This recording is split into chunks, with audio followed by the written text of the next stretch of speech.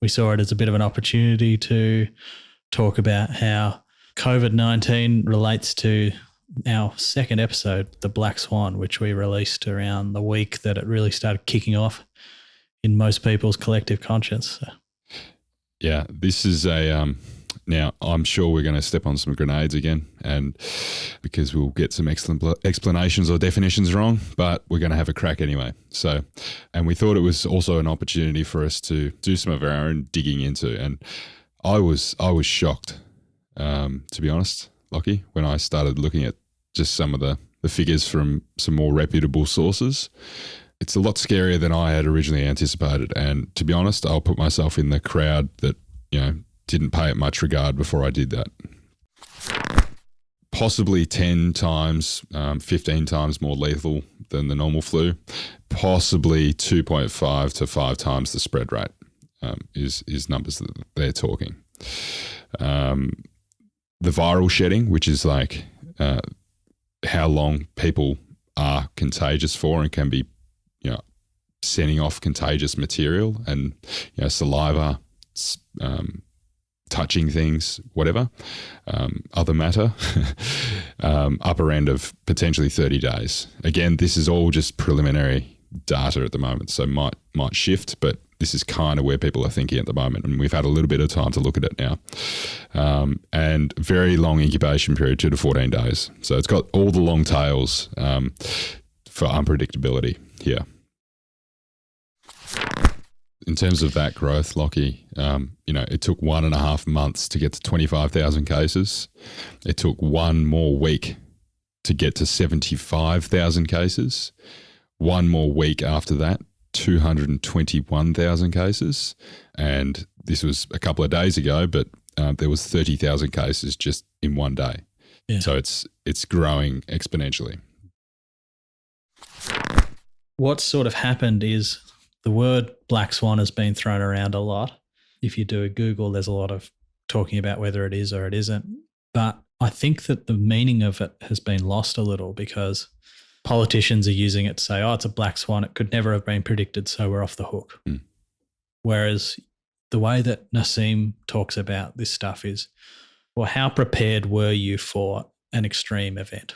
And that's what he calls how robust are you or how fragile are you? And the best form is anti-fragility, he describes it as, which is where you benefit from extreme shocks.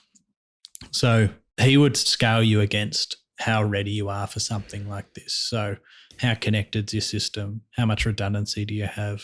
How much efficiency have you got? And how centralized is the system are things he'd rate against to be ready for something like this. So it's kind of a bit of a moot point whether it was probably predictable or not, because the way everyone's reacted and also the dynamics of this and the way the human factor that comes with it shows that it follows the theory pretty well, even if you could say, it was bound to happen.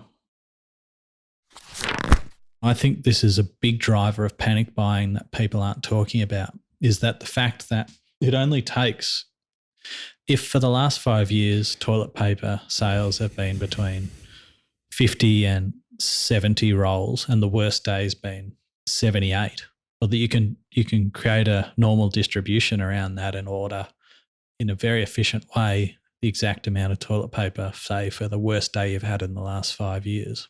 But businesses, to make the most money, actually optimize that a lot harder and a lot closer to the mean of the average of what you'd buy. And so it's only really taken everyone to buy twice as much as they usually would, and the shelves are empty. And so I think that's the initial start of what's happened with the shelves being empty, is that it's gone above the model and everything looks sold out. And then that makes people buy 4 times as much stuff as they actually were going to. Yeah. And it grows from there. Yeah. I've been to the supermarket, in non-COVID times and seen the toilet paper on its last legs, the last few packets of toilet paper sitting there, right? And arguably that's, an optimized, efficient, just-in-time system. It is. And so, but you might get into a space of, well, is there a potential to Because when a customer goes to a shelf and sees that it's almost empty, there's kind of a negative feeling from the customer. So that's a completely different conversation, though. True. But that in itself is very scary for a time like this, particularly where people go out and start panic buying.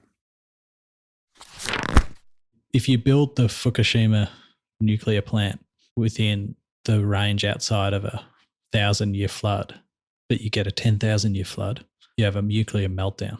So that doesn't matter too much if you miss the model on toilet paper, but when you're talking about ventilators to save lives, that's where it starts to really have a human impact. Well, let's look at, whilst we're on that examples, let's look at, we covered IV drips and ventilators.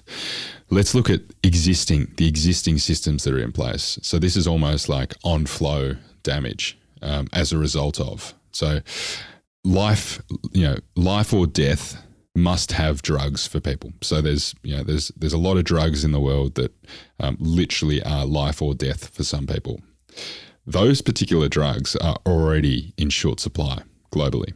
What's going to happen now after, and they're produced in all the typical locations that you would expect, the big primary producers of the world.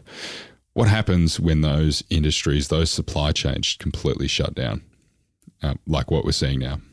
So it's not just the people with the virus in this particular instance, it's the people that are relying on this supply of drugs, which is hard to get anyway in some instances.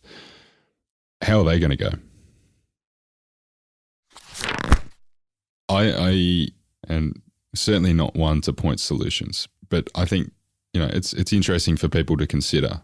I think we've learned something about just respect, and I don't know how you instill this, because once the panic starts, once we all jump into the lizard brain and we're panicking about things, we probably don't think too well, which we've seen. But I'd love to see just a little bit more respect for one another to a degree. And, that's airy. It could be airy fairy words, but, the fact that what would happen if we were in, an even more dire situation? Would people be climbing over people and become violent? Well, I don't know. I haven't experienced this before, and I haven't done enough reading about what happened when this happened last time. I do feel like for many of us, this is the first time we've had to climb down the hierarchy of needs, the Maslow hierarchy, and get down from self-actualization more to your survival type feelings. And I wonder if that's a bit hard for us to get our head around when we have had such a really wonderful existence with not so much, from a national level to deal with. Everyone's got their own challenges in their life, of course. And to me, the hopeful side of me really wants us to find our own sense of mortality from this. And I'm certainly feeling that, to feel that we don't know everything and we also don't understand everything. And it might give us the empathy we need to tackle climate change and some of those greater challenges that are rolling towards us slowly.